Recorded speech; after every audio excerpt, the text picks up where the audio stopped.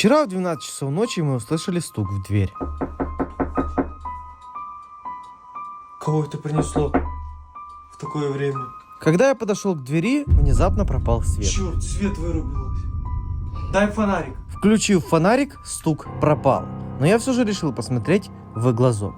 Там было тоже темно, потому что света не было ни в квартире, ни в подъезде. И тогда я решил рискнуть и открыть дверь. Но, слава богу, там никого не было. Мы с девушкой подумали, что это кто-то шутит, и решили его прогнать. Вышли в подъезд, чтобы прогнать злоумышленника, но здесь мы услышали вот такой вот гул. Слышишь, да, звук какой-то гул?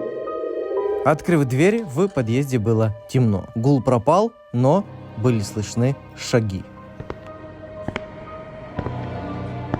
О, есть кто? Мы начали искать этого шутника, но пройдя дальше, мы просто офигели. В коридоре возле лифта стояла большая картонная коробка. Подойдя к ней, мы ничего особого не заметили. Но опять-таки снова раздался какой-то странный звук. На этот раз это был выход на улицу. С двери той. С той двери, да? Мне страшно.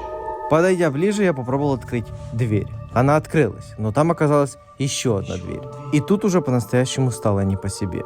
А то, что произошло дальше, до сих пор не укладывается у меня в голове. Рикардо, может, не надо открывать? Нужно посмотреть, что там. Давай.